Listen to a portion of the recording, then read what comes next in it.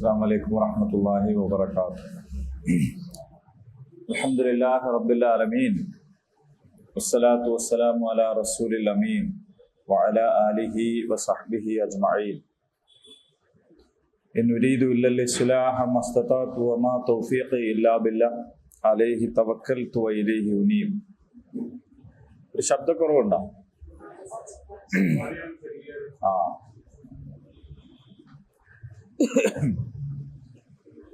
സൂറ ആലു ഇമ്രാനിലെ 31 വരെ ആയത്തുകൾ നമ്മൾ പഠിച്ചു. മുന്നോട്ട് തന്നെ പോവാണ് നമ്മൾ. ഇൻഷാ അല്ലാഹ്. സലാം. 31-ാമത്തെ ആയത്ത് أعوذ بالله من الشيطان الرجيم قل إن كنتم تحبون الله فاتبعوني يحببكم الله ويغفر لكم ذنوبكم والله غفور رحيم. പറയുക, നിങ്ങൾ അല്ലാഹുവിനെ സ്നേഹിക്കുന്നുവെങ്കിൽ എന്നെ പിന്തുടരുക, അപ്പോൾ അല്ലാഹു നിങ്ങളെ സ്നേഹിക്കും, നിങ്ങളുടെ പാപങ്ങൾ പുറത്തു തരും. അല്ലാഹു ഏറെ പൊറുക്കുന്നവനും പരമകാരുണ്യവാനുമാകുന്നു. അപ്പോൾ മദീനയിൽ ഉണ്ടായിരുന്ന ആളുകൾ ഞങ്ങൾ അല്ലാഹുവിന്റെ ആളുകളാണ് എന്ന് അവകാശപ്പെടുകയും എന്നാൽ റസൂലുള്ളാഹി സ്വല്ലല്ലാഹു അലൈഹി വസല്ലമയെ പിൻപറ്റാതിരിക്കുകയും ചെയ്ത ഒരു സന്ദർഭത്തിലാണ് ഇങ്ങനെ ഒരു ആയത്ത് എന്ന് നമുക്കറിയാം. ഈ അള്ളാഹു എന്ന് പറഞ്ഞാൽ നമ്മൾ മുമ്പേ പരിചയപ്പെടുത്തിയിട്ടുണ്ടായിരുന്നു. അള്ളാഹു എന്ന് പറഞ്ഞാല് ഒരു സമുദായത്തിന്റെ അള്ളല്ല. അപ്പൊ ക്രിസ്ത്യാനികൾ, ജൂതന്മാർ, മജൂസികൾ, സാബികൾ, മുശ്രിക്കുകൾ എന്ന് വേണ്ട എല്ലാവരും അള്ളാഹുവെ കുറിച്ച് പറയുന്നു, അഥവാ ദൈവത്തെ കുറിച്ച് പറയുന്നു, ഒരു പടച്ചോനെ പറ്റി പറയുന്നു, ഈശ്വരനെ കുറിച്ച് പറയുന്നു, കർത്താവിനെ കുറിച്ച് പറയുന്നു. ഞങ്ങളാണ് ആ ദൈവത്തിന്റെ സ്വന്തം ആളുകൾ എന്നാണ് അവർ അവകാശപ്പെടുന്നത്. അള്ളാഹു പറയുന്നത്, നിങ്ങൾ അള്ളാഹുവിനെ സ്നേഹിക്കുന്നുണ്ടെങ്കിൽ, അള്ളാഹു നിങ്ങളെയും സ്നേഹിക്കുന്നുണ്ട് എങ്കിൽ റസൂലുള്ളാഹി സ്വല്ലല്ലാഹു അലൈഹി വസല്ലമിനെ നിങ്ങൾ ഇത്തിബാഅ് ചെയ്യുകയാണ് വേണ്ടത് എന്നാണ്. അങ്ങനെ നബി സല്ലല്ലാഹു അലൈഹി വസല്ലമിനെ ഇത്തിബാഅ് ചെയ്യാത്ത ഒരു അള്ളാഹ് സ്നേഹം, ഒരു ദൈവസ്നേഹം, അത് നിലനിൽക്കുകയില്ല.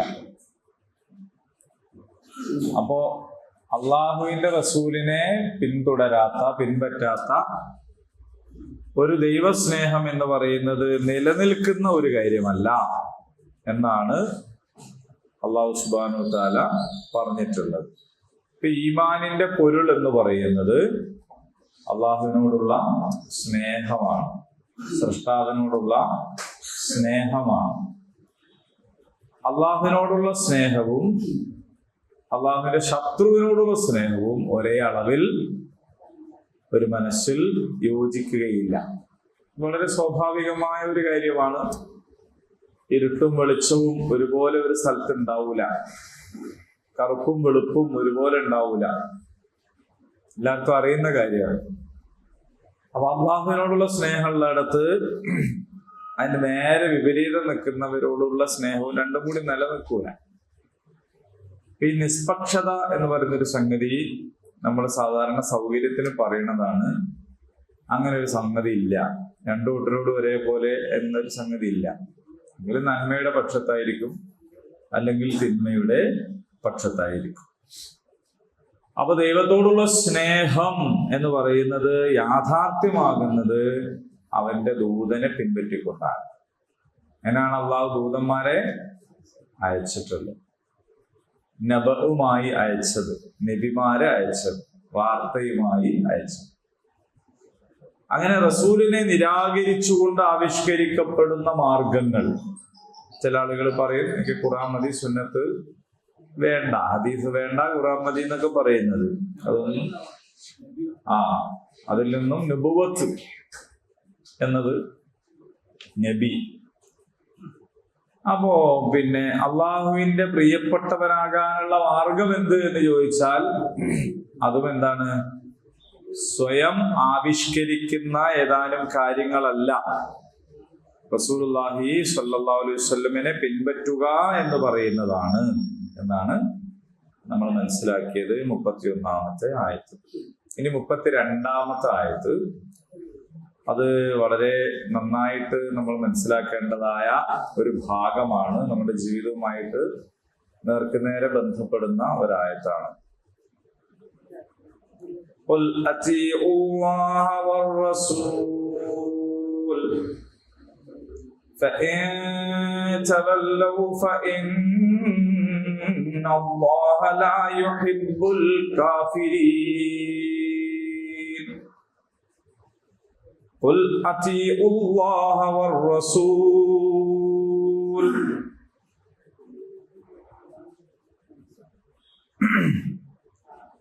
فإن تولوا فإن الله لا يحب الكافرين. قل അറിയാലോ അർത്ഥം? പറയുക. അത്തിഉ, നിങ്ങൾ ഇതാഅത്ത് ഉള്ളവരാവുക, അഥവാ നിങ്ങൾ അനുസരിക്കുക. അല്ലാഹ എന്ന് പറഞ്ഞാൽ അള്ളാനെ എന്നർത്ഥം. വർ-റസൂൽ, അവന്റെ ദൂതനെയും. ഫഇൻ തവല്ലൗ, നിങ്ങൾ പിന്മാറുകയാണെങ്കിൽ, ഫഇന്നല്ലാഹ, നിശ്ചയമായിട്ടും അല്ലാഹു, ലാ യുഹിബ്ബുൽ കാഫിരീൻ, സത്യനിഷേധികളെ അല്ലാഹു സ്നേഹിക്കുകയില്ല. അപ്പോൾ ഇവിടെ ഇതാഅത്ത് എന്ന് പറയുന്ന ഒരു സംഗതിയാണ് പറയുന്നത്, അനുസരണം. ഇവിടെ പരിശുദ്ധ ഖുർആനിൽ മൊത്തം നമ്മൾ ഇതുമായി ബന്ധപ്പെട്ട കൽപ്പനകളും ആയത്തുകളും ഒക്കെ പരിശോധിച്ചാൽ നമുക്ക് മനസ്സിലാവുന്ന ഒരു കാര്യം, അനുസരണം എന്ന വിഷയം അള്ളാഹു നിസ്സാരമായ അല്ല പറഞ്ഞിട്ടുള്ളത്. നിങ്ങൾ അനുസരിക്കേണ്ടത് അള്ളാഹുവിനെയാണ്. അടിസ്ഥാനപരമായിട്ട് അള്ളാഹിനെ മാത്രമേ അനുസരിക്കാൻ പാടുള്ളൂ. അല്ലാത്ത ആരെയും ഒന്നിനെയും അനുസരിക്കാൻ പാടില്ല എന്നാണ് ലാ ഇലാഹ എന്ന് പറഞ്ഞാൽ. ലാ ഇലാഹ എന്ന് പറഞ്ഞാൽ എങ്ങനെയാണ്? അല്ലാത്ത ഒന്നിനെയും വഴിപ്പെടുകയില്ല, അള്ളാഹു അല്ലാത്ത ഒന്നിനെയും ഞാൻ അനുസരിക്കൂല. അപ്പോ എല്ലാറ്റിനെയും നിഷേധിക്കുകയാണ് ചെയ്യുന്നത്. അള്ളാഹു വഴി. എങ്ങനെ? അതെ, അതിലേക്ക് നമുക്ക് വരാം. ആരാധിക്കുക എന്നല്ല അവിടെ. ആരാധിക്കുക എന്നൊരു സംഗതി തന്നെ അവിടെ ഇല്ല. ബാക്കിയുള്ള ആരെയും അനുസരിക്കാൻ പാടില്ല. ആരെയും അനുസരിക്കാൻ പാടില്ല. അള്ളാഹുവിനെ അല്ലാതെ ആരെയും അനുസരിക്കാൻ പാടില്ല.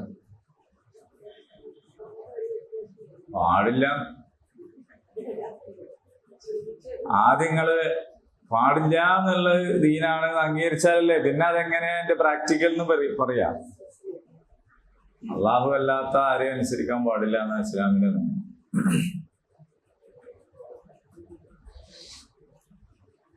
പിന്നെ എന്ത് എന്നുള്ളതാണ്, ഉമ്മനെ അനുസരിക്കണില്ലേ? അനുസരിക്കണ്ടേ? വേണ്ടേ? അധ്യാപകനെ അനുസരിക്കണ്ടേ? വേണ്ടേ? പോട്ടെ, റസൂലിനെങ്കിലും അനുസരിക്കണ്ടേ?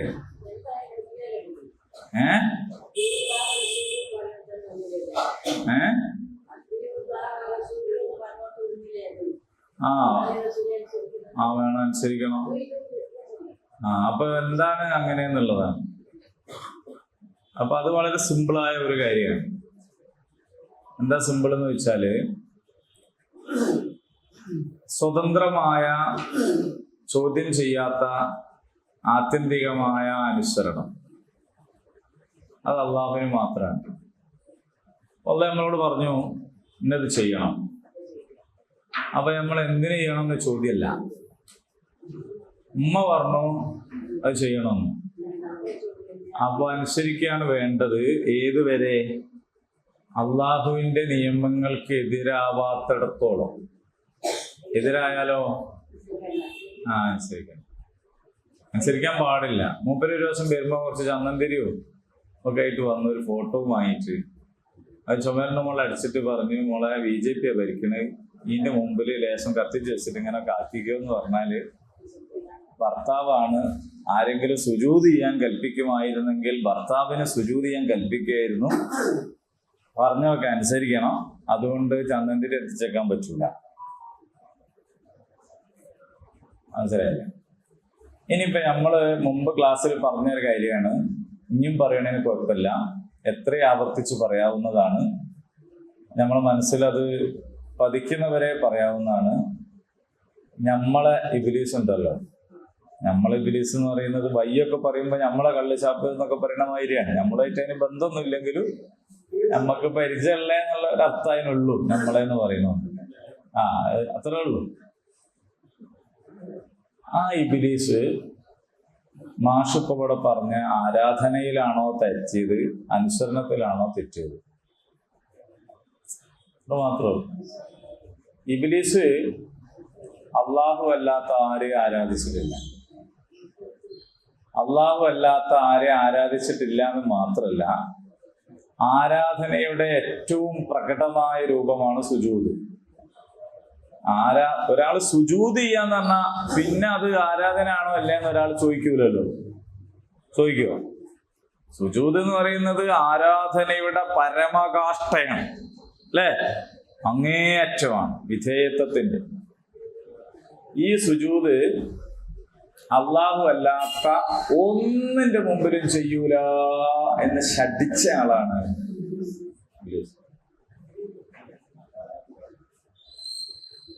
അങ്ങനെയുണ്ടല്ലോ,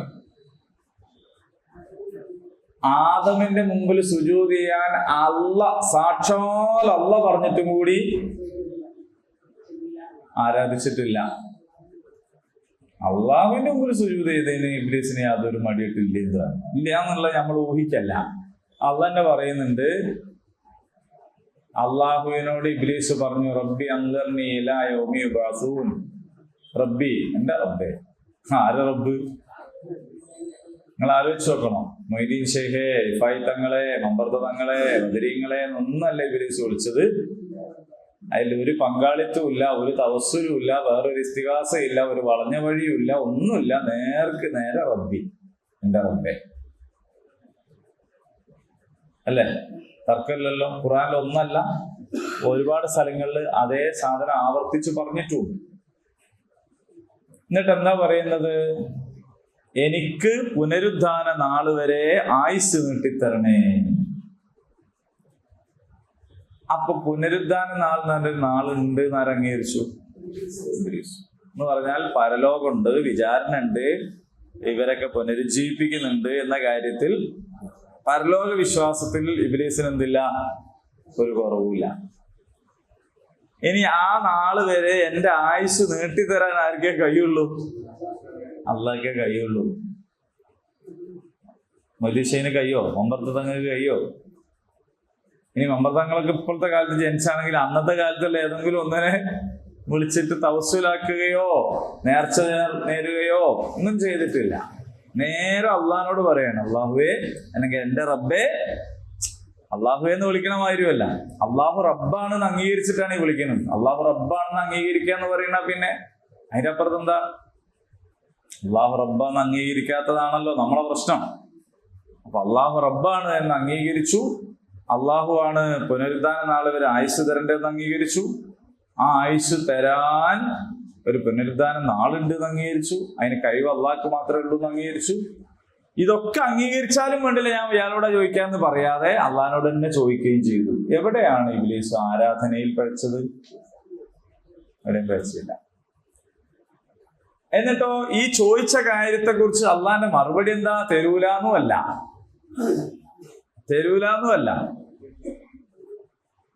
അങ്ങനെ തന്നെയാണ്, എനിക്ക് ആയുസ്സുണ്ട്.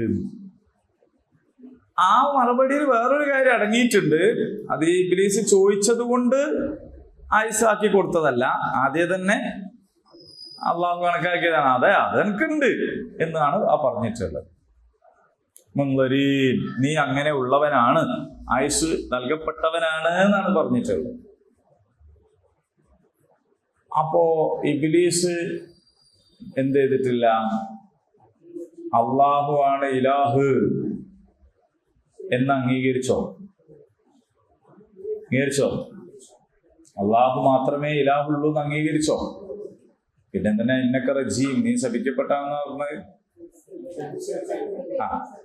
അപ്പോ അള്ളാഹുവിന്റെ നിയമങ്ങൾ, കൽപ്പനകൾ അനുസരിക്കാത്ത ഒരുത്തൻ അള്ളാഹു അല്ലാത്ത ആർക്കും സുജൂദ് ചെയ്യാതിരുന്നാൽ എവിടെ എത്തുള്ളൂ? ആരെ നിലവാരത്തിൽ എത്തുള്ളൂ? അതാണ് പ്രശ്നം. അവിടെയാണ് എന്റെ പ്രശ്നങ്ങൾ. ഒരാൾ ജീവിതത്തിൽ മൊയ്തീശേനെയും വിളിച്ചില്ല, മമ്പർത്ത തങ്ങളെയും വിളിച്ചില്ല, റിഫായി ഷെയ്നെയും വിളിച്ചില്ല, വേറെ ആർക്കും നേർച്ചയും നേർന്നില്ല, ഉറുക്കും മന്ദമായിട്ട് അതും പോയില്ല, അള്ളാഹുവിനെ മാത്രം വിളിക്കുന്നു, പ്രാർത്ഥിക്കുന്നു, അള്ളാഹുവിന്റെ മുമ്പിൽ മാത്രം സുജൂദ് ചെയ്യുന്നു, അങ്ങനെ ജീവിക്കുന്നു. നമ്മൾ അയാളെ കുറിച്ച് പറയും നല്ല മുവഹിദാണ്, നല്ല തൗഹീദുള്ള ഒരാളാണ്.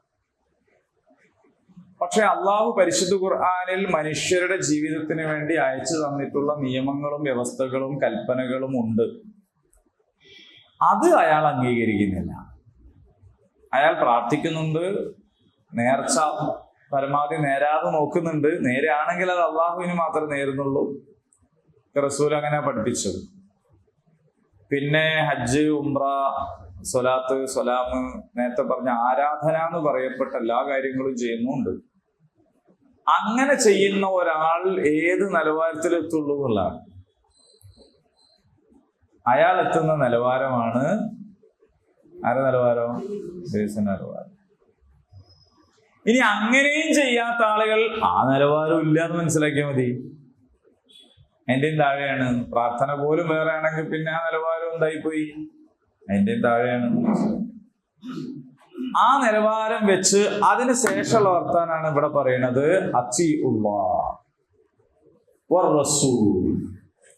നിങ്ങൾ അള്ളാഹുവിന് അനുസരണം നൽകുക, അള്ളാഹുവിനെ അനുസരിക്കുക.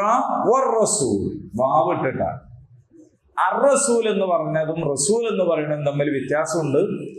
അർ-റസൂൽ എന്ന് പറഞ്ഞാൽ രണ്ട് അർത്ഥമാവാം. ഒന്നുകിൽ എല്ലാ റസൂൽ എന്നുള്ള അർത്ഥമാവാം, അല്ലെങ്കിൽ ഈ പ്രത്യേക റസൂൽ എന്ന അർത്ഥവുമാകാം. എന്തായാലും ഒന്ന് തന്നെയാണ്. കാരണം എല്ലാ റസൂലിനെയും അനുസരിക്കുക എന്ന് പറഞ്ഞാലും അത് മുഹമ്മദ് നബിയെ അനുസരിക്കുന്ന മാതിരിയാണ്. മുഹമ്മദ് നബിയെ അനുസരിക്കുക എന്ന് പറഞ്ഞാലും എല്ലാ റസൂലിനെ അനുസരിക്കുന്ന മാതിരി. കാരണം ലാ നുഫർരിഖു ബൈന അഹദിൻ മിൻ റസൂൽ, ഒരു റസൂലിനും ഇടയിൽ വിവേചനമോ ഒരാളെ പറ്റും ഒരാളെ പറ്റൂല എന്നോ ഇസ്ലാമിൽ ഇല്ല. അപ്പോൾ അള്ളാഹുവിനെ അനുസരിക്കുന്നു, റസൂലിനെ അനുസരിക്കുന്നു. റസൂലിനെയാണ് അനുസരിക്കുന്നത്, മുഹമ്മദിനെ അല്ല. നിങ്ങൾ ഉറങ്ങരുത് പെണ്ണുങ്ങളെ, നിങ്ങൾ ഉറങ്ങരുത്. അതായത് അള്ളാഹുവിന്റെ റസൂലിനെയാണ് അനുസരിക്കുന്നത്, മുഹമ്മദിനല്ല, മുഹമ്മദ് ബിൻ അബ്ദുല്ലാനല്ല.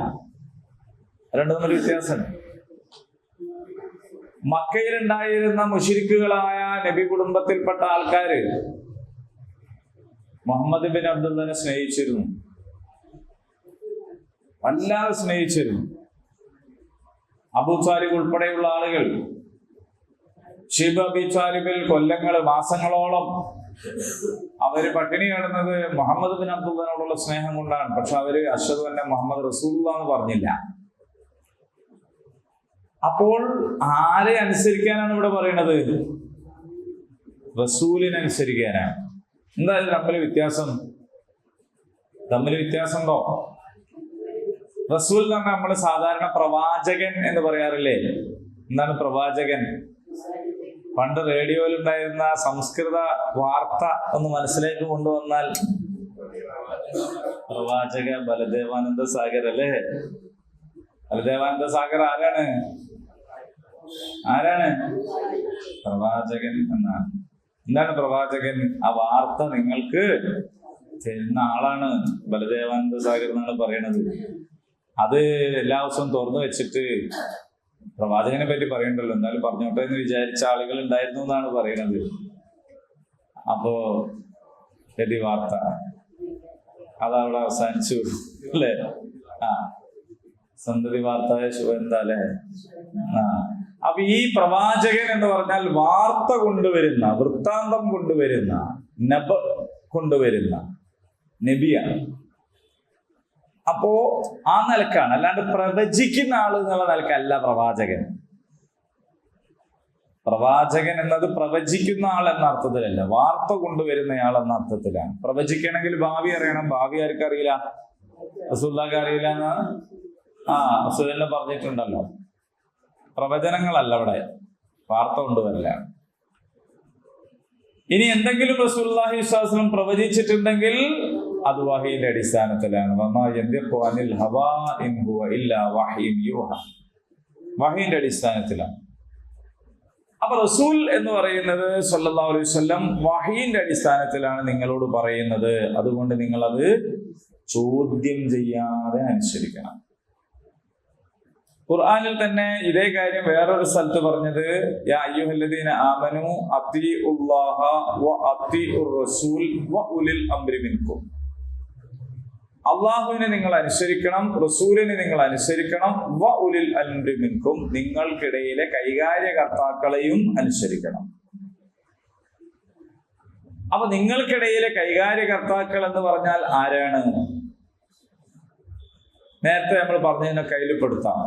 ഒരു വിദ്യാർത്ഥിയെ സംബന്ധിച്ചിടത്തോളം അധ്യാപകൻ, ഒരു കുടുംബത്തെ സംബന്ധിച്ചിടത്തോളം കുടുംബത്തിന്റെ നാഥൻ, ഒരു നാടിനെ സംബന്ധിച്ചിടത്തോളം ആ നാട്ടിൽ ഭരണാധികാരി എന്നൊക്കെ നമുക്ക് പറയാം.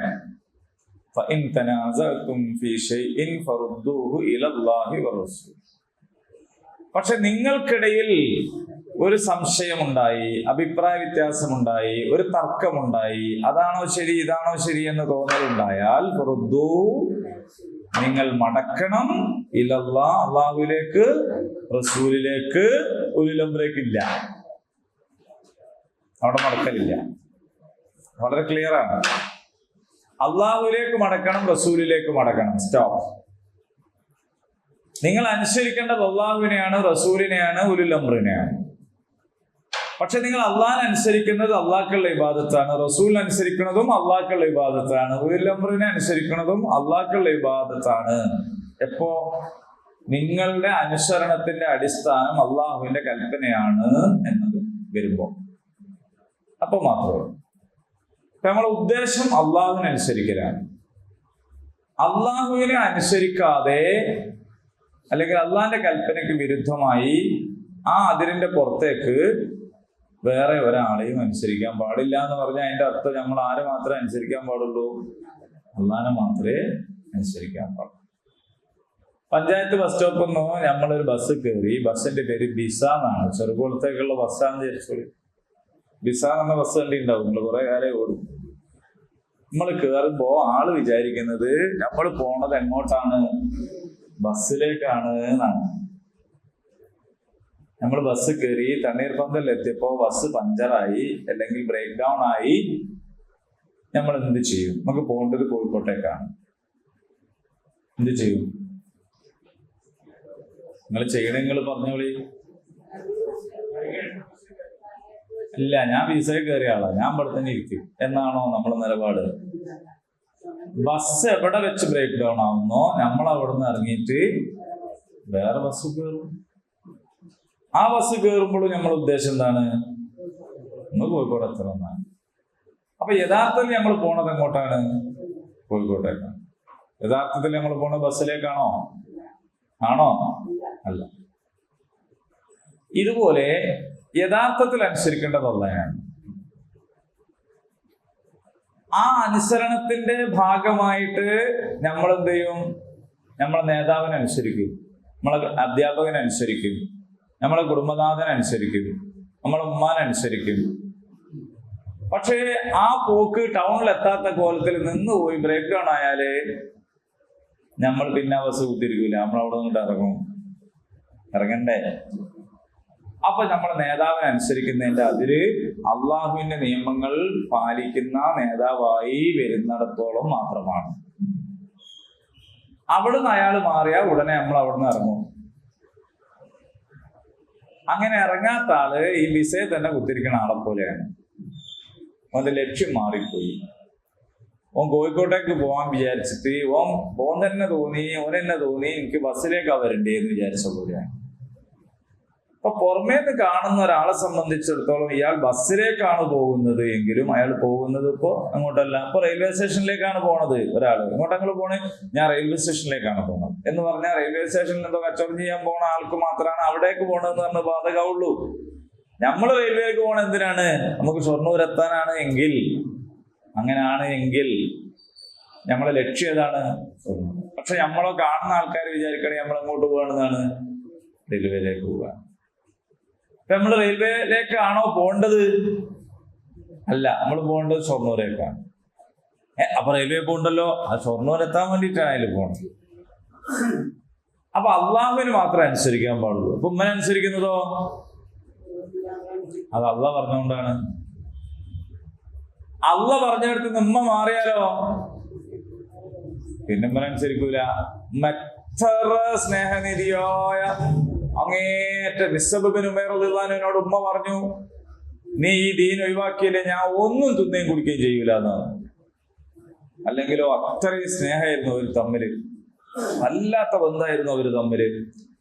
നിസ്സബ് ഉമ്മനോട് പറഞ്ഞു, ഉമ്മ നിങ്ങൾ അങ്ങനെ പറഞ്ഞിട്ട് കാര്യമില്ല കേട്ടോ, ഞാൻ ഒഴിവാക്കൂല. ഉമ്മ പറഞ്ഞ എന്തൊഴിവാക്കുന്ന മോനായിരുന്നു. പക്ഷെ ഉമ്മ പറയേണ്ടത് അള്ളാഹുവിന്റെ നിയമത്തിന്റെ കീഴിലാണെങ്കിലേ അനുസരിക്കും. അള്ളാഹിന്റെ നിയമത്തിന്റെ കീഴിലല്ലെങ്കിലോ അവിടുന്ന് ഇറങ്ങി പോരണം. അവിടെയാണ് ഇത്താഅത്ത്. അപ്പൊ നമ്മൾ അള്ളാഹിനെ അനുസരിച്ചാലും റസൂലിനെ അനുസരിച്ചാലും ഉമ്മനെ അനുസരിച്ചാലും നമ്മൾ ആരനുസരിച്ചാലും അത് അള്ളാഹുവിനുള്ള ഇബാദത്താകും. എപ്പോ അള്ളാഹുവിനുള്ള ഇബാദത്താവുന്നത്? അള്ളാഹുവിന്റെ നിയമത്തിന്റെ കീഴിൽ നിന്നുകൊണ്ട് അനുസരിച്ചാൽ. അള്ളാഹുവിന്റെ നിയമത്തിന്റെയും വ്യവസ്ഥയുടെയും അള്ളാഹുവിന്റെ താല്പര്യത്തിന്റെയും ആ അതിരിന്റെ അകത്ത് നിന്ന് പുറത്തേക്ക് ഒരു ബൈപ്പാസ് ഉണ്ടാക്കി കഴിഞ്ഞാൽ അത് അള്ളാഹു അല്ലാത്തവർക്കുള്ള ഇബാദത്താവും. ഇന്നത്തെ ഭരണ സംവിധാനം എന്നല്ല, ഇതെല്ലാം ഈ അസലിൽ പരിശോധിച്ചാൽ മതി. പിന്നെ അതിന്റെ പ്രാക്ടിക്കൽ സൈഡിൽ വേറെ എന്തെങ്കിലും ചെയ്യാനുണ്ടോ ഇല്ലേ എന്നുള്ളത് നമുക്ക് പറയാം. ഏതൊരാളെയും സ്വതന്ത്രമായി ഒരാൾ അനുസരിക്കാൻ തീരുമാനിച്ചാൽ അയാൾ അള്ളാഹിനുള്ള ഇബാദത്തിൽ നിന്ന് പുറത്താവും. വളരെ ക്ലിയർ ആണ്. ക്ലിയർ എനിക്കായാൽ പോരാ, നിങ്ങൾക്ക് ക്ലിയർ ആയാലല്ലേ കാര്യമുള്ളൂ.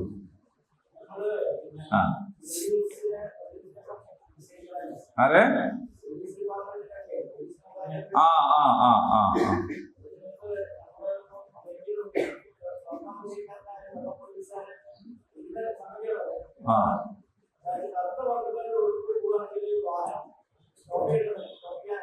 ആ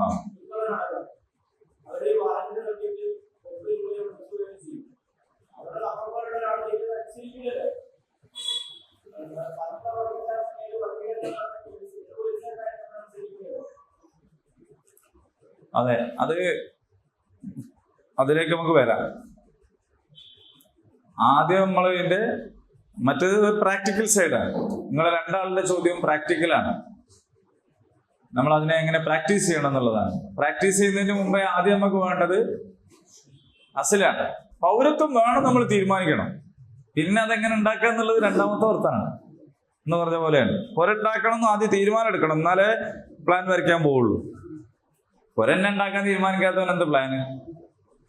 അപ്പൊ ആദ്യം നമ്മൾ തീരുമാനം എടുക്കേണ്ടത് ഇത്താഅത്ത് ആർക്കാണ്? ഖുൽ അത്തിഉല്ലാഹ വറസൂൽ ഫഇൻ തവല്ലൗ. ഇങ്ങനെ ആരെങ്കിലും അള്ളാഹുവിന് മാത്രം ഇത്താഅത്ത് എന്നിടത്ത് നിന്ന് പിന്മാറിയാൽ അല്ലാഹു ലാ യുഹിബ്ബുൽ കാഫിരീൻ എന്നാണ് പറയുന്നത്.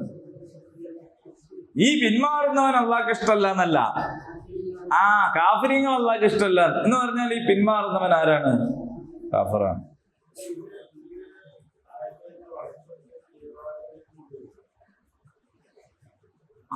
വളച്ചൊടിക്കുന്നവർക്ക് ഈ ആയത്തൊന്നും വേണ്ട. തീവ്രവാദം എന്ന് പറയുന്നതിന് ഈ ആയത്തൊന്നും വേണ്ട. എല്ലാ ആയത്തും വളച്ചൊടിക്കുന്നതിന് തീവ്രവാദമല്ല. ഇത് മാത്രമല്ല, ഇതിനേക്കാൾ വളരെ സിമ്പിൾ ആയിട്ടുള്ള എന്തെല്ലാം ആയത്തുകളുണ്ട്. മുശ്രിക്കിനെ കണ്ടെടുത്ത് വെച്ച് കൊട്ടണം, പെരടിക്ക് വെട്ടണം. ഞാൻ കഴിഞ്ഞ ആഴ്ച പറഞ്ഞത് പറഞ്ഞോ? ഞാൻ പറഞ്ഞു അത് നിങ്ങളോട്? ഇല്ല, വേറെ എവിടുന്ന പറഞ്ഞേ? ഞാനിപ്പോ അടുത്ത് കേട്ടൊരു പ്രസംഗം നല്ല ആകർഷകമായിട്ട് തോന്നി എനിക്കത്. അദ്ദേഹം പറയാണ്, പിന്നെ പരിശുദ്ധ ഖുർആനിലെ ഏറ്റവും കാരുണ്യം നിറഞ്ഞ ആയത്ത് ഏതാന്ന് ചോദിച്ചാൽ ഞാൻ പറയും അതാണ്. ഏത്? മുശ്രിക്കിനെ പെരടിക്ക് വെട്ടണം, നിങ്ങൾ പെരടിക്ക് വെട്ടണം എന്നുള്ളൊരായത്ത്. കൊല്ലുന്നെന്ന് പെരടിക്ക് വെട്ടിക്കൊല്ലണം. അപ്പോ നാസ്തികരും സംഘപരിവാറിന്റെ ആളുകളും ഒക്കെ ഇത്തരം ആയത്തുകളാണ് തീവ്രവാദത്തിന്റെ സംഭവമായിട്ട് പറയുന്നത്. അപ്പൊ ഇത് കാരുണ്യത്തിന്റെ ആയത്താണെന്ന് മനസ്സിലാവണമെങ്കിൽ എന്ത് വേണമെന്ന് ചോദിച്ചാൽ ആ ആയത്ത് എപ്പോഴിറങ്ങിയതാണ് എന്നും അതിന്റെ പശ്ചാത്തലം എന്താണെന്നും മനസ്സിലാവണം. യുദ്ധത്തിൽ യാതൊരു മാനുഷികതയും കാണിക്കാതെ യുദ്ധത്തിൽ പിടികൂടുന്നവരെ ചിത്രവധം എന്നൊക്കെ പറയില്ലേ, ഇടത്തെ കാലും വെട്ടുക, വലത്തെ കയ്യും വെട്ടുക, പിന്നെ ഈ നഖത്തിന്റെ അടുത്തുനിന്ന് ഇങ്ങനെ തൊലി ഇങ്ങനെ എടുത്തിട്ട് ജീവനോടെ തന്നെ തൊലി ഇങ്ങനെ ഇരിഞ്ഞു കളയുക, ജീവനോടെ കത്തിക്കുക, ജീവനോടെ തന്നെ അംഗച്ഛേദം നടത്തുക, ഓരോരോ കൈയും ഓരോ കാലും ഓരോ നഖവും ഒക്കെ ഇങ്ങനെ വെട്ടിമുറിക്കുക. ഇങ്ങനെ ചെയ്തിരുന്ന ഒരു കാലത്ത് അള്ളാഹു പറയാണ്, യുദ്ധം അനിവാര്യമായ ഘട്ടത്തിൽ നിങ്ങൾ യുദ്ധത്തിൽ ഇറങ്ങിയാൽ ഇജ്ജാതി പണിക്ക് മെനക്കെടരുത്, പെരടിക്ക് വെട്ടണം. ഒറ്റ വെട്ടൽ എന്ത് ചെയ്യണം? സംഗതി തീരണം എന്നാണ് ആ പറഞ്ഞതെന്ന് മനസ്സിലാവുമ്പോഴാണ് ആ ആയത്ത് എത്രത്തോളം കാരുണ്യമുള്ള ആയത്താണെന്ന് മനസ്സിലാവുക. നിങ്ങളുടെ ശത്രു നിങ്ങൾക്കെതിരെ നിരന്തരമായിട്ട് നിങ്ങളെ നശിപ്പിക്കാൻ പണിയെടുത്ത് വരുന്ന കൊടിയ ശത്രുവാണെങ്കിൽ പോലും അവനെ നിങ്ങൾ എന്ത് ചെയ്യാൻ പാടില്ല? അംഗവിച്ഛേദം നടത്താൻ പാടില്ല, തൊലി വിരിയാൻ പാടില്ല, തീയിലിട്ട് കത്തിക്കാൻ പാടില്ല. നിങ്ങൾ ഒറ്റവെട്ടിന് അത് എവിടെയോ നടന്നു പോകുന്ന ഒരു മനുഷ്യനെ കൊല്ലാനുള്ള വർത്താനല്ല, യുദ്ധത്തിലെ നിയമമാണ് ആ പറയുന്നത്. അപ്പൊ ഇങ്ങനെ ആയത്തുകൾ അതിന്റെ പശ്ചാത്തലത്തിൽ മനസ്സിലാക്കിയാലേ അതെന്താന്ന് മനസ്സിലാവൂ, അല്ലെങ്കിൽ അത് മനസ്സിലാവൂല. അപ്പൊ ഇവിടെ ഇതിലേക്ക് തന്നെ വരികയാണെങ്കിൽ അള്ളാഹുവിനെയും റസൂലിനെയും അനുസരിക്കുക എന്ന് പറഞ്ഞാൽ റസൂൽ ആരാണ്? അതുകൊണ്ടാണ് ഞാൻ പറഞ്ഞത് മുഹമ്മദ് നബിനെ എന്ന് പറയരുത്, അല്ലെങ്കിൽ മുഹമ്മദ് ബിൻ അബ്ദുള്ളനെ എന്നല്ല പറയേണ്ടത്, മുഹമ്മദ് നബിനെന്നോ മുഹമ്മദ് റസൂലിനെന്നോ പറയണം. അപ്പൊ അത് രണ്ടും തമ്മിൽ വ്യത്യാസമുണ്ട്.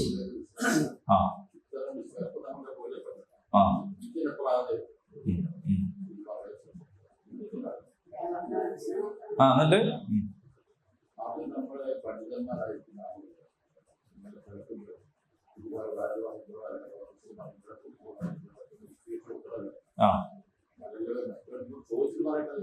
തീർച്ചയായിട്ടും അത് വേണം.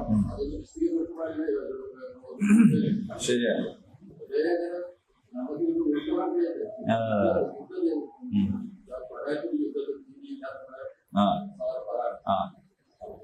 പക്ഷെ ഇസ്ലാമികമായിട്ട് യുദ്ധത്തിലും നീതി ഉണ്ട് എന്നാണ്.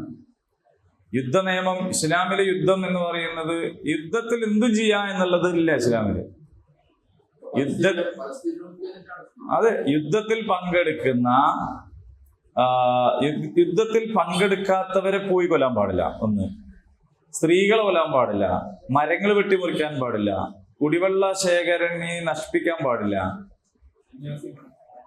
മഠങ്ങൾ തകർക്കാൻ പാടില്ല. അങ്ങനെയൊക്കെ ഒരുപാട് നിയമങ്ങൾ യുദ്ധത്തിൽ പോലും വെച്ച ഒരു ദീനാണ് ഇസ്ലാം എന്ന് പറയുന്നത്. അത് പക്ഷേ അതാണ് ഏറ്റവും വലിയ പ്രശ്നമായിട്ട് നമ്മളെ തന്നെയാണ് തയ്യാറെന്നാണ് മാഷ് പറയുന്നത്. നമ്മൾ വിശദീകരിച്ചു കൊടുത്താലേ അവർക്ക് തിരിയുള്ളൂ. ശരിയാണ്. അതെ അതെ. അപ്പൊ നമ്മളത് പിന്നെ ശ്രദ്ധിക്കേണ്ട കാര്യമാണ്.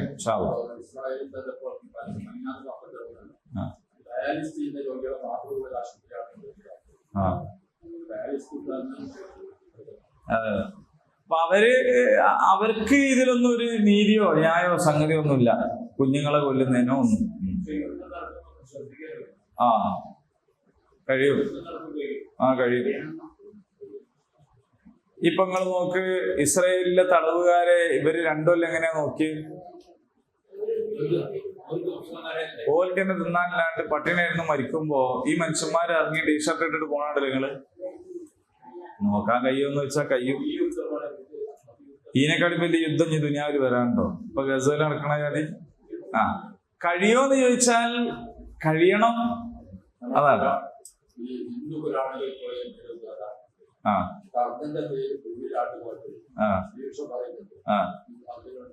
നിർത്ത്. അതെ, ഓക്കെ. അപ്പൊ നമ്മള് യുദ്ധത്തിൽ നിന്നും കൂടി വരിക. അപ്പോൾ അള്ളാഹുവിനെ അനുസരിക്കുക, റസൂലിനെ അനുസരിക്കുക.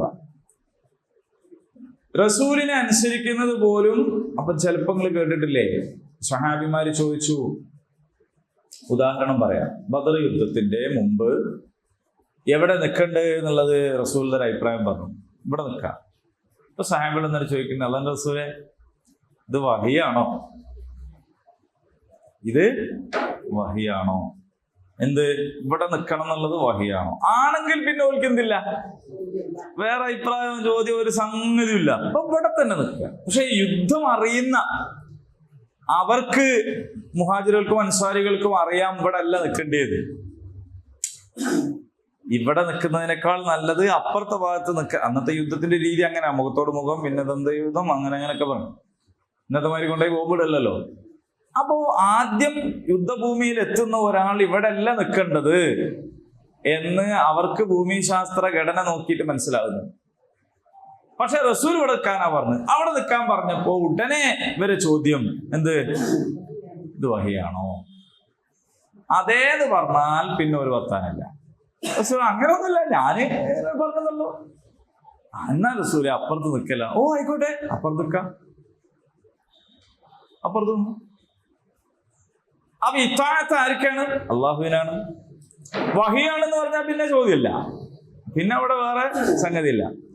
അപ്പൊ റസൂലുള്ളാഹിനെ നമ്മൾ ഇത്താഅത്ത് ചെയ്യുന്നത് പോലും അത് അള്ളാഹുവിന്റെ വഹി അടിസ്ഥാനത്തിലാണ് റസൂൽ പറയുന്നത്. അപ്പോഴും അനുസരണ ആർക്ക് തന്നെയാണ്? അള്ളാഹുവിനാണ്. അപ്പോ അവര് പറഞ്ഞിടത്ത് നിന്നു. പിന്നീട് വലിയ ഗുണമായി, കാരണം തലേ ദിവസം മഴ പെയ്തപ്പോ ഇവര് നിന്ന ഭൂമി ഉറച്ചു കിട്ടി. മറ്റൊരിടത്തേക്ക് ഇതും കൂടി ഒലിച്ചു പോയിട്ട് അവിടെ ചളിപിടിയായി. അപ്പൊ ആദ്യം നിന്നോടത്തായിരുന്നെങ്കിൽ മുസ്ലിങ്ങൾ നിന്നോടത്ത് ചളിയാവുകയും മറ്റൊരു ഭൂമി ഉറക്കുകയും. അപ്പൊ യുദ്ധതന്ത്രത്തിന്റെ സംഗതിയാണ്. അപ്പൊ റസൂലുള്ള അതില് നിങ്ങളാരാ എന്നോട് ചോദിക്കാം, ഞാൻ അള്ളാഹിന്റെ നബിയല്ലേ, അത് ശരി എന്നിട്ട് പറഞ്ഞതുമില്ല. അത് നമ്മൾ മനസ്സിലാക്കണം. അപ്പൊ അവിടെ ഒരു ബാഡ് ഈഗോ വർക്ക് ചെയ്യുന്നില്ല. നബി സല്ലല്ലാഹു അലൈഹി വസല്ലം അങ്ങനെ തന്നെയാണ് പഠിപ്പിച്ചത്. വഹി ഇറങ്ങിക്കൊണ്ടിരിക്കുക തന്നെയാണല്ലോ അള്ളാഹു പറഞ്ഞത്, അംറുഹും ശൂറാ ബൈനഹും, നിങ്ങൾ തമ്മിൽ കൂടി ആലോചിച്ചിട്ട് കാര്യങ്ങൾ ചെയ്യണം എന്ന് പറഞ്ഞില്ലേ. അങ്ങനെയാണ്. അപ്പോ അള്ളാഹുവിനെ അനുസരിക്കുക, ഇത്താഅത്ത് അള്ളാഹുവിനെ. അപ്പൊ അള്ളാഹ് എന്ത് പറഞ്ഞാലും അനുസരിക്കണം. അങ്ങനെയാണ് അള്ളാഹ് പറഞ്ഞത് സുജൂദ് ചെയ്യാന് ആദമിന്. നമ്മൾ നാളെ പഠിച്ചതാണത്. അപ്പൊ എല്ലാരും കൂടി സുജൂദ് ചെയ്തു, ഇല്ല ഇബ്ലീസ് ഒഴികെ. അപ്പൊ ഇബ്ലീസ് ആകെ ചെയ്തത് എന്താണ്? അള്ളാഹുവിനെ അനുസരിച്ചില്ല എന്നതാണ്. ഉമർ റളിയല്ലാഹു പോയിട്ട് അജൽ അസ്വദിനോട് പറയുന്നുണ്ട്, അജൽ അസ്വദ് നീ വെറും ഒരു കല്ലാണ്, നീ വെറും ഒരു കല്ലാണ്, എനിക്കറിയാം. പക്ഷെ അള്ളാഹുവിന്റെ റസൂൽ നിന്നെ ചുംബിക്കുന്നത് ഞാൻ കണ്ടു, അതുകൊണ്ട് ഞാൻ നിന്നെ ചുംബിക്കും. അള്ളാഹുവിന്റെ റസൂൽ ചുംബിക്കുന്നത് എന്തുകൊണ്ടായിരിക്കും? അള്ളാഹു കൽപ്പിച്ചുകൊണ്ടായിരിക്കും. വേറൊരു കല്ലിനെ അള്ളാഹുവിന്റെ റസൂൽ ആ കല്ലിനെ ചുംബിച്ചല്ലോ, ഞാൻ ഈ കല്ലിനെ ചുംബിക്കട്ടെ എന്ന് പറയാൻ പറ്റൂല. അപ്പൊ വേറെ ആള് നമ്മളോട് വന്നിട്ട് പറയാണ്, ഇതാ റസൂൽ ഇപ്പൊ ആ കല്ലിനല്ലേ ചുംബിച്ചത്, ഞാൻ ഈ കല്ലിനെ ചുംബിക്കുന്നത്, അഞ്ചി വേണം ചുംബിച്ചു, ഞാൻ ഇല്ല. കാരണം ഇത്താഅത്തായിരിക്കും മാത്രമാണ്, അള്ളാഹുവിന് മാത്രം. അപ്പൊ അള്ളാഹുവിനുള്ള ഇത്താഅത്ത് കൊണ്ടാണ് അള്ളാഹുവിന്റെ ദൂതനോടുള്ള ഇത്താഅത്ത്. അത് അള്ളാഹ് കൽപ്പിച്ചതാണ്. അതുകൊണ്ടാണ് അള്ളാഹ് കൽപ്പിക്കുന്നത്, റസൂൽ, നിങ്ങൾ അള്ളാഹുവിന്റെ റസൂലിനെ അനുസരിക്കണം, ചോദ്യം ചെയ്യാതെ അനുസരിക്കണം. റസൂലുള്ളാഹി സ്വല്ലല്ലാഹു അലൈഹി വസല്ലമിൽ നിന്നുള്ളതാണെന്ന് തെളിഞ്ഞാൽ പിന്നെ നമുക്ക് എന്തില്ല, വേറെ ഒരു ഇല്ല. അതേസമയം ഉലുൽ അംർ നമ്മളോടൊരു കാര്യം കൽപ്പിച്ചാൽ അതിന്റെ പ്രമാണം ചോദിക്കണം. അതെവിടെയുള്ളത്? ദീനിലുണ്ടോ? ഇസ്ലാമാണോ? എന്നിട്ട് റുദ്ദൂഹു ഇലല്ലാഹി വറസൂൽ, അള്ളാഹുവിലേക്കും റസൂലിലേക്കും മടക്കണം. ഇത് വളരെ ഇസ്ലാമിന്റെ അടിസ്ഥാനപരമായ ഒരു കാര്യമാണ്. ഇപ്പൊ ഞങ്ങളോട് ചോദിക്കട്ടെ ഒരു ചോദ്യം, നിങ്ങൾ നിസ്കരിക്കലുണ്ടോ? മിണ്ടണില്ല. നിസ്കരിക്കലുണ്ടാവും. ചില ചോദ്യമോ ചിലർക്ക് ഉത്തരം പറയാൻ പ്രയാസം ഉണ്ടാവും. അപ്പൊ എല്ലാവർക്കും ഉത്തരം പറയാൻ പറ്റുന്ന ഒരു ചോദ്യം കിട്ടിയാൽ അന്നേരം അതിന് പറയണ്ടേ മറുപടി? നിസ്കരിക്കലുണ്ടോ? നോമ്പോ? സക്കാത്ത് കൊടുക്കാൻ കഴിവുണ്ടെങ്കിൽ കൊടുക്കലുണ്ടോ? ആ. ഹജ്ജിന് പോകാൻ കഴിവുള്ളവരൊക്കെ പോയിക്കുന്നോ? ആ. എന്തിനാ അതൊക്കെ ചെയ്ത്?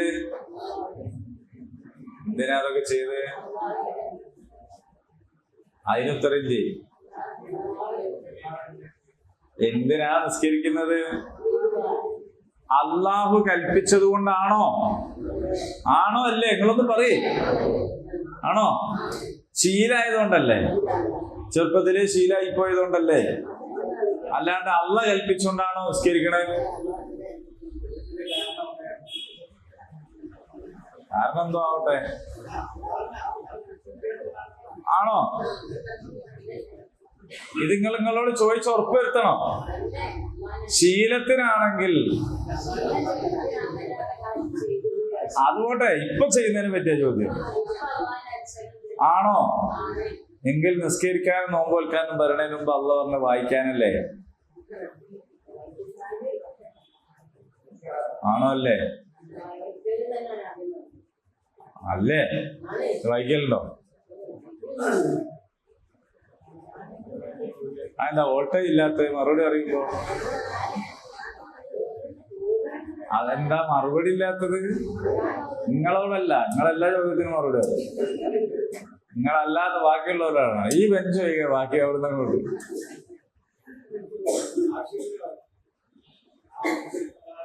നമ്മളോട് ചോദിക്കേണ്ട ചോദ്യമാണ്, അള്ളാഹുവിന്റെ കൽപ്പന അനുസരിച്ച് തന്നെ ആണോ നമ്മൾ ഈ ചെയ്യുന്നത്? എങ്കിൽ അള്ളാഹു പരിശുദ്ധ ഖുർആനിൽ ഇത് മാത്രമാണോ കൽപ്പിച്ചത്? റസൂലുള്ളാഹിന്റെ കൽപ്പന അനുസരിച്ച് മാത്രമാണോ നിങ്ങൾ നിസ്കരിക്കുന്നത്? എങ്കിൽ റസൂലുള്ളാഹി പറഞ്ഞിട്ടില്ലേ, ഖുലിൽ ഹഖ് വഇൻ കാന മുർറ, നിങ്ങൾ സത്യമേ പറയാവൂ, അത് കൈപ്പുള്ളതാണെങ്കിലും. അനുസരിക്കലുണ്ടോ? നിങ്ങൾ അപ്പുറത്തുള്ള വീട്ടിലേക്ക് അനുവാദം ചോദിച്ചേ പോകാൻ പാടുള്ളൂ എന്ന് ഖുർആനിലില്ലേ? അടുക്കള ഭാഗത്തൂടെ ഒന്നും ചോദിക്കാണ്ട് കയറലില്ലേ? അല്ല, ചോദിക്കാണ്. ജനൽ എന്ന് പറയുന്നത് പുരന്റെ അകത്തുനിന്നും പുറത്തേക്ക് നോക്കാനുള്ള വൺ വേ ആണ്. പുറത്തുനിന്ന് അകത്തേക്ക് ജനലിലൂടെ നോക്കാൻ പാടില്ല എന്നാണ്. അവനാന്റെ പുരയിലല്ല. അതോ തിരുമ്പിച്ചിക്കണ അയലിന്റെ അടുത്ത് പോയപ്പോ അകത്തുനിന്ന് ഒച്ചേട്ടാ ജനലിലൂടെ കൂടെ അകത്ത് നോക്കിക്കൂടാന്നല്ല. അവനാന്റെ പുരന്റെ കാര്യമില്ല. അപ്പുറത്തെ പുരയിലേക്ക് ജനലിലൂടെ കൂടി നോക്കാൻ പാടില്ല. അനന്തരാവകാശം ഓഹരി വെക്കുമ്പോൾ ഓരോരുത്തർക്കും എത്രയാണ് നല്ല കൃത്യമായിട്ട് പറഞ്ഞിട്ടില്ലേ? ഉണ്ട്. അപ്പോ ഒക്കാക്കും അനിയനും ഓൽക്ക് മക്കൾക്കൊക്കെ കിട്ടിപ്പോവും എന്ന് വിചാരിച്ചിട്ട് പെമ്മക്കൾ മാത്രമുള്ളവര് അത് ചാടിക്കടക്കലുണ്ടോ? സ്വത്തിന്റെ കാര്യം മാത്രം പറയരുത്. നിങ്ങൾ നിയമങ്ങളെ കുറിച്ച് പറ. നിങ്ങള് പലിശ വാങ്ങരുത് എന്ന് അള്ളാഹു പറഞ്ഞില്ലേ? കൊടുക്കരുത്, എഴുതി വെക്കരുത്, സാക്ഷി വെക്കരുത് എന്നൊക്കെ പറഞ്ഞില്ലേ? എവിടെ ഇത്താഅത്തുള്ളത്? എവിടാണ് ഇത്താഅത്തുള്ളത്? അനുസരണം, ഇത്താഅത്ത്. നമ്മളെല്ലാവരും പലിശ ഉപയോഗിക്കുന്നവരാണ്. എല്ലാവരും പലിശയുടെ ഫലം ഉപയോഗിക്കാത്തവരാരാ ഇവിടെ ഇരിക്കുന്നത്? പഞ്ചായത്തിന്റെ അപ്പുറത്തൊരു ഷോപ്പില്ലേ?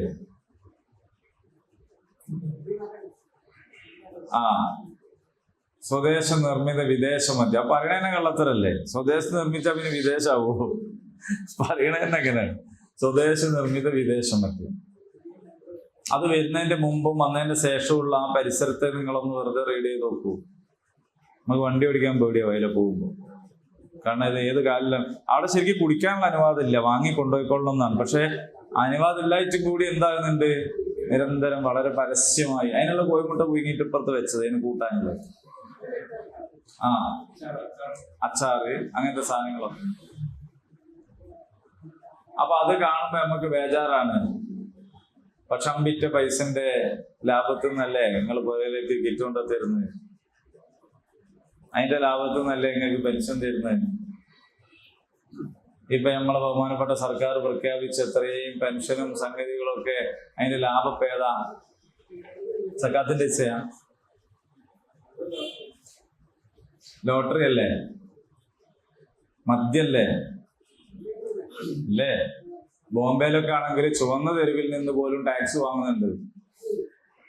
വേശ്യാവൃത്തിക്ക് ഓൽക്ക് പൈസ കിട്ടുന്നതിൻ്റെ അകത്തുനിന്ന് ടാക്സ് കൊടുക്കണം.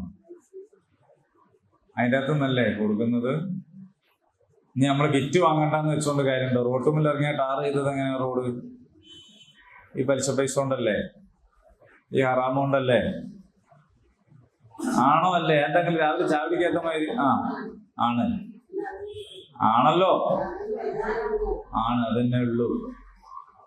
ഞാൻ പറയുന്നത്, ഒരാള് ഒരു കുഴിയിൽ വീണ് പോയാൽ, ഒരു മാൻഹോളിൽ വീണ് പോയി വിചാരിക്കുക. നമ്മളിങ്ങനെ നടന്നു പോകുമ്പോഴേ ഗോപിജാലിലൊരു മാൻഹോള് ഉണ്ടല്ലോ, ഇങ്ങനെ കണ്ടില്ല, ഓട്ടം ഉണ്ടാക്കി ആ നൗഷാദൊക്കെ വീണ് മരിച്ചുപോയി, മൂടി തുറന്നു വെച്ച് നമ്മൾ കാണാണ്ടായി വീണു വിചാരിച്ചു. ആ വീണ മനുഷ്യന് കയറി വരണം എന്നുള്ളൊരു വിചാരം വേണ്ടേ? വേണോ വേണ്ടേ? സ്വന്തം കയറി വരാൻ കഴിയില്ല, ഒരു നൊലോളിക്കെങ്കിലും ചെയ്യണ്ടേ? ഏതായാലും വേണമല്ലോ. എന്നാ പിന്നെ ഇവിടെ ഹരത്തിലിരിക്കുക, ഒരു സ്റ്റൂൾ കൂടി തരുമോ എന്ന് മേലോട്ട് ചോദിക്കണ നിലപാടാണെങ്കിൽ പിന്നെ ഓനെ പറ്റി എന്താ പറയാ? ഏതായാലും ഇവിടെ വീണ് ഞാൻ ഇങ്ങനെ ഇവിടെ നിലത്തിക്കാനില്ല, നിങ്ങൾ ആരെങ്കിലും ഒരു സ്റ്റൂൾ ഇറക്കി തരും, ഞാൻ ഇവിടെ ഇരിക്കട്ടെ, നല്ല റേഞ്ചും കിട്ടുന്നുണ്ട്, അപ്പൊ സുഖമാണ്, വാട്സപ്പൊക്കെ നോക്കാം എന്ന് പറയുന്ന ഒരുത്തനെ കുറിച്ചുള്ള നമ്മുടെ നിലപാട് എന്താണ്? ആകാശ ലോകത്തു നിന്ന് മലക്കൾ നമ്മളെ നോക്കിയിട്ട് അജാതിയ നമ്മളെന്നല്ലേ ശരിക്കും പറയാ? കാരണം ഈ പലിശയിൽ നിന്ന് രക്ഷപ്പെടാൻ, മദ്യത്തിന്റെ വരുമാനത്തിൽ നിന്ന് രക്ഷപ്പെടാൻ, നമ്മളെ നാട്ടിലെ ഈ തെറ്റായ വ്യവസ്ഥയിൽ നിന്ന് രക്ഷപ്പെടാൻ എന്താ നമ്മൾ ചെയ്യുന്നത്? എന്താ ചെയ്യുന്നത്?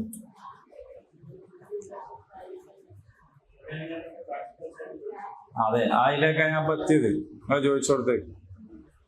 അപ്പോൾ ഒരാൾ അബദ്ധത്തിൽ ഒരു സംഗതിയിൽ വീണുപോയി, അങ്ങനെ വീണു പോകാം. അങ്ങനെ വീണു പോയാൽ അതിൽ നിന്ന് രക്ഷപ്പെടാൻ വേണ്ടി കഠിന പ്രയത്നം നടത്തുന്നവനും വീണത് വിദ്യയായിട്ട് അതിൽ തന്നെ കഴിഞ്ഞുകൂടുന്നവനും ഒരുപോലെയാണോ? അതാണ് ചോദ്യം. അങ്ങനെ രക്ഷപ്പെടാൻ വേണ്ടി ആവത് ചെയ്യുന്നവരിലാണോ നമ്മൾ പെടുക, അതിൽ തന്നെ നീന്തി തുടിക്കുന്നതിലാണോ നമ്മൾ പെടുക എന്ന് നമ്മൾ ഓരോരുത്തരും ആലോചിക്കണം. പന്നിയിറച്ചി തിന്ന നിർബന്ധിതാവസ്ഥയിൽ വേറെ ഒന്നും തിന്നാൻ കിട്ടാനില്ല, മരിച്ചു മാത്രമേ ഉള്ളൂ എങ്കിൽ അപ്പൊ തിന്നപ്പോ തരക്കേടില്ലല്ലോ, ഒന്ന് 2 ദിവസം കൂടി ഇട് എന്ന് പറഞ്ഞാൽ അതെന്താ അതിന്റെ കഥ? എന്താ അതിന്റെ കഥ? നിങ്ങളോട് ഒരാള് വാള് ഉയർത്തിപ്പിടിച്ചിട്ട് കുഫറിന്റെ വാക്കുച്ചരിക്കാൻ പറഞ്ഞാൽ സാധാരണ നിലയ്ക്ക് ഇസ്ലാമില് മനസ്സിലൊന്ന് വെച്ച് പുറത്ത് വേറൊന്ന് പറയുന്നത് വലിയ തെറ്റാണ്. അതിന് നിഫാഖ് എന്നാണ് പറയാ, അല്ലേ? പക്ഷെ മനസ്സിലൊന്ന് വെച്ച് പുറത്ത് വേറെ ഒന്ന് പറയൽ അനുവദനീയമാണ്. ചില സന്ദർഭങ്ങളിൽ മനസ്സിൽ കുഫർ വെച്ച് പുറത്ത് ഇസ്ലാമാണെന്ന് നടിക്കൽ നിഫാഖാണ്. എന്നാൽ മനസ്സിൽ ഈമാൻ വെച്ച് പുറമേക്ക് കുഫറിന്റെ വാക്ക് ഉച്ചരിക്കുന്നത് അനുവദനീയമാകും ചിലപ്പോൾ. പക്ഷെ അത് ഒരു നിർബന്ധിത സാഹചര്യത്തിൽ ചെയ്യുന്നതാണ്. അന്നേരം പോലും ഈ കുഫറിനോട് വെറുപ്പ് ഒരല്പം പോലും കുറയാൻ പാടില്ല. ഇതാണ്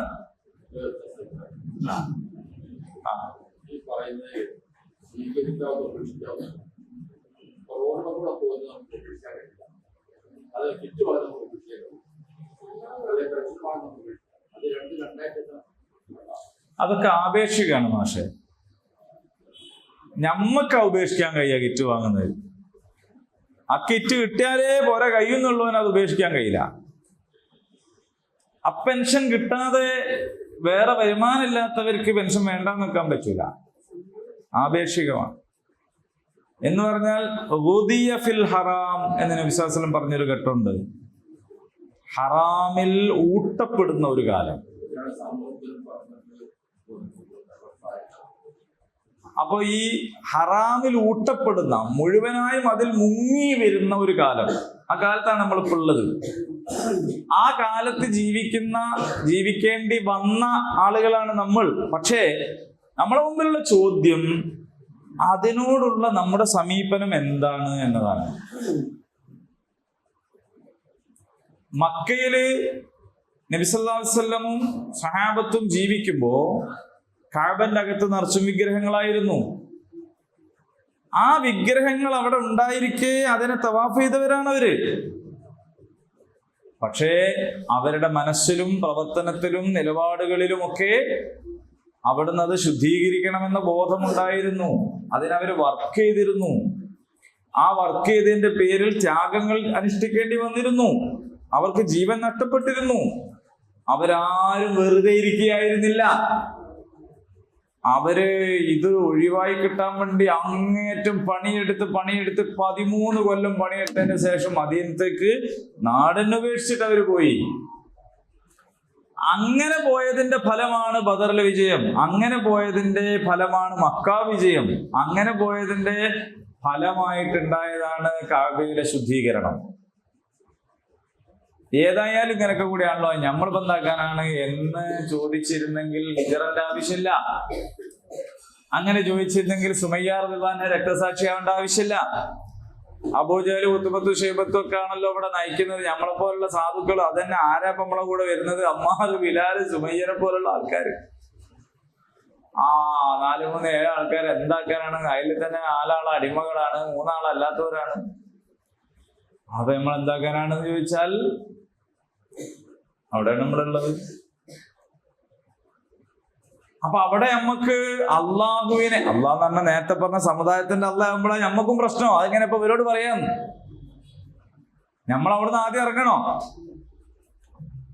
നമ്മളെ സമുദായത്തിന്റെ അള്ളാഹിനെയാണ് നമ്മക്ക് തന്നെ അറിയുള്ളൂ എന്നുള്ളത് കൊണ്ടാണ് നമ്മളെങ്ങനെ അത് ഇവരോട് പറയാന്ന് വിചാരിക്കുന്നത്. നമ്മൾ അവരോട് പറയുമ്പോ അവരുടെയും കൂടി സൃഷ്ടാവിനെ കുറിച്ചാ പറയണെന്നുള്ള നമ്മളെ ബോധ്യവും നമ്മുടെ ആത്മവിശ്വാസവും അങ്ങനെ അവർക്കത് പകർന്നു കൊടുക്കാൻ ആവശ്യമായ പരിശീലനവും നമ്മൾ നടത്തി കഴിഞ്ഞാൽ നമുക്ക് അവരോട് ധൈര്യമായിട്ട് പറയാൻ പറ്റും.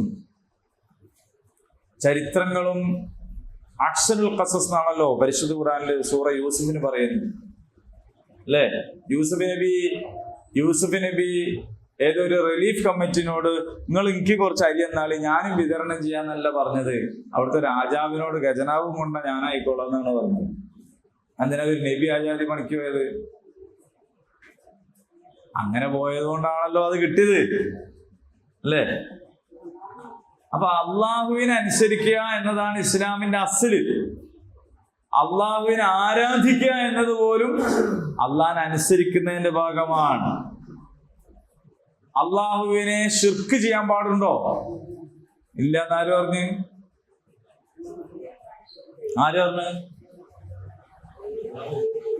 അള്ളാഹ് പറഞ്ഞത് കൊണ്ടാണ്. അള്ളാഹ്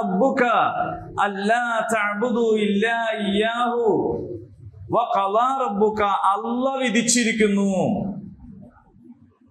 അല്ലാ തഅ്ബുദു ഇല്ലാ ഇയ്യാഹു, അവനല്ലാതെ നിങ്ങൾ വേറെ ആർക്കും ഇബാദത്ത് ചെയ്യരുത്. അപ്പോ വേറെ ആർക്കെങ്കിലും ഇബാദത്ത് ചെയ്യലാണോ പ്രശ്നം?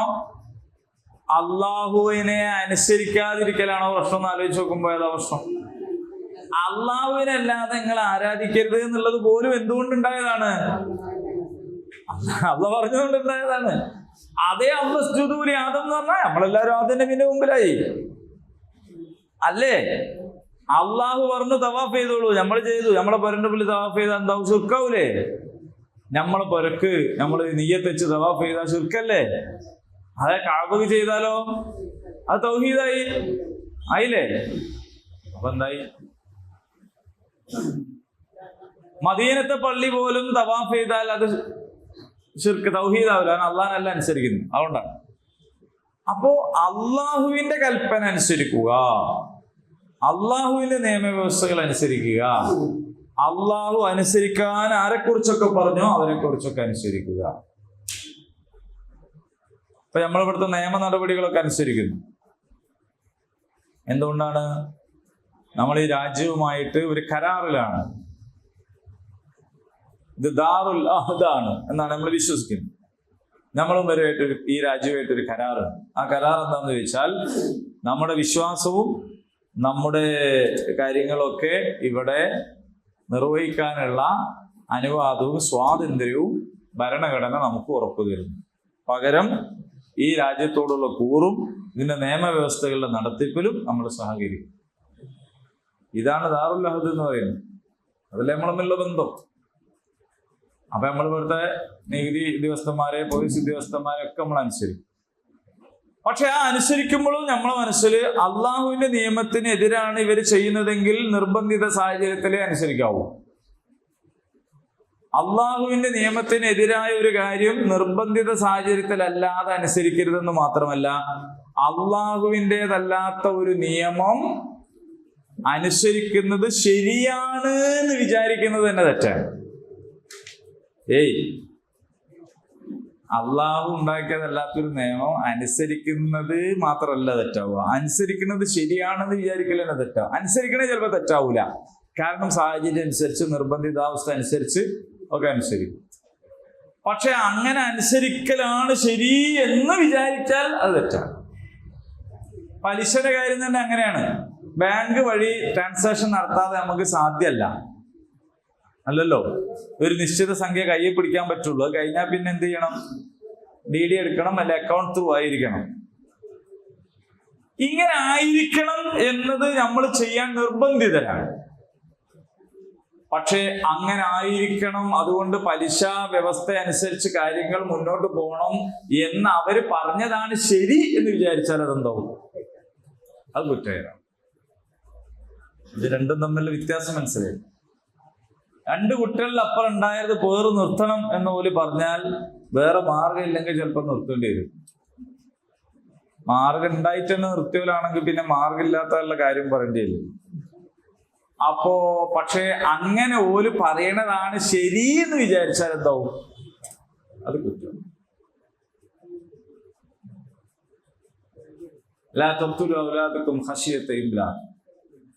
ഫീസ് കൊടുക്കാൻ പറ്റൂല, പഠിപ്പിക്കാൻ പറ്റൂല, പോറ്റാൻ പറ്റൂല എന്ന് വിചാരിച്ചാൽ കുട്ടികളെ കൊല്ലരുത് എന്നാണ് ഖുർആനിൽ പറഞ്ഞത്. ആയിപ്പോയവരൊക്കെ പിന്നെ തൗബ ചെയ്താൽ മതി, വേറെ രക്ഷയൊന്നുമില്ല. ഇന്നല്ലാഹു ഗഫൂറുർ റഹീം, ഇന്നല്ലാഹു തവ്വാബുർ റഹീം, ഇന്നഹു കാന തവ്വാബ എന്ന് വിചാരിച്ചാൽ മതി.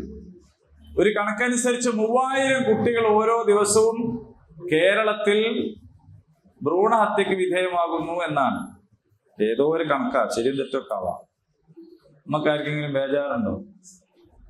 പക്ഷെ ഇതേ പണി മക്കത്ത് ചെയ്തപ്പോൾ ബേജാറായിട്ട് തലവന്ത് നടന്നൊരു മനുഷ്യന്റെ പേരാണ് മുഹമ്മദ് റസൂലുള്ളാഹി സ്വല്ലല്ലാഹു അലൈഹി വസല്ലം. അതാ നമ്മളെ ദീൻ എന്ന് പറയുന്നത്. കുഴിച്ചിരുന്നോ കുഴിച്ചിട്ടോട്ടെ, നമുക്ക് സുബ്ഹാൻ പറഞ്ഞാൽ മതി എന്നല്ലല്ലോ റസൂൽ പഠിപ്പിച്ചത്. മദീനയിൽ ഇസ്ലാമിക രാഷ്ട്രമൊക്കെ ഉണ്ടാകുന്നതിന് മുന്നേ മക്കത്ത് നിന്ന് ഇറങ്ങിയ ആയത്തിലാണ് പെണ്ണിന് ജീവനോടെ കുഴിച്ചു മൂടുന്നതിനെതിരെ സംസാരിച്ചത്.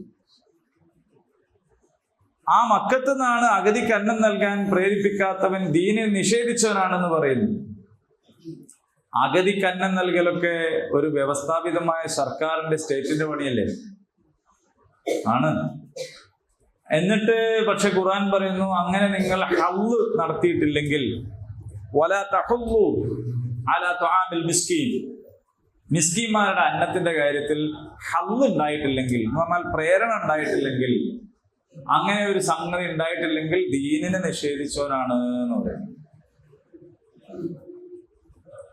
അപ്പോ നന്ന ചുരുങ്ങിയത് ഈ ചളിക്കുണ്ട് അതിൽ നിന്ന് രക്ഷപ്പെടണം, ശുദ്ധീകരിക്കണം എന്ന ഒരു ബോധവും ആഗ്രഹവും അതിനാവശ്യമായ പ്രാർത്ഥനയും, പ്രാർത്ഥന അള്ളാഹു സ്വീകരിക്കണമെങ്കിൽ ആവശ്യമായ പ്രവർത്തനവും ഉണ്ടാകുമ്പോഴാണ് അള്ളാഹുവിനെ അനുസരിക്കുന്നവരാകുന്നത്. മദീനയില് ഞങ്ങൾ അള്ളാന്റെ ആൾക്കാരാണെന്ന് പറയുകയും ഈ കാര്യത്തിലൊക്കെ ഗോത്ര നിയമ വ്യവസ്ഥയായിട്ട് നടക്കുകയും ചെയ്യുന്ന അറബികളോടും ജൂതന്മാരോടും ക്രിസ്ത്യാനികളോടും ഒക്കെ പറഞ്ഞ ഈ ആയത്ത് ഇന്ന് അവരുടെ സ്ഥാനത്ത് നിന്ന് കേൾക്കേണ്ടി വരുന്ന സാഹചര്യത്തിലാണ് മാപ്പിളാരുള്ളത് എന്ന് നമ്മൾ പറയേണ്ടി വരും. മാപ്പിളാരെന്തോ ആയിക്കോട്ടെ, നമുക്ക് എത്രത്തോളം അതിൽ നിന്ന് രക്ഷപ്പെടാം എന്നതിനെ കുറിച്ചാണ് നമ്മൾ ആലോചിക്കേണ്ടത്. ഇനി ക്രൈസ്തവ സമൂഹം റസൂലുള്ളാഹി സ്വല്ലല്ലാഹു അലൈഹി വസല്ലം അടുത്ത് വന്നതും മദീനയിൽ വന്നതും ചർച്ച ചെയ്തതും ധാരണകൾ ഉണ്ടാക്കാൻ ശ്രമിച്ചതും ഒക്കെയായ സംഭവങ്ങളിലൂടെയാണ് ഈ ആയത്തുകൾ മുന്നോട്ട് പോകുന്നത്. അല്ലാഹു തൗഫീഖ് ചെയ്താൽ അടുത്ത ആഴ്ച നമുക്ക് അതിലേക്ക് പ്രവേശിക്കാം. അല്ലാഹുമ്മ റബ്ബന ആതിനാ ഫിദ്ദുനിയ ഹസന വഫിൽ ആഖിറതി ഹസനത വഖിനാ അദാബന്നാർ. ആമീൻ. അൽഹംദുലില്ലാഹി റബ്ബിൽ ആലമീൻ.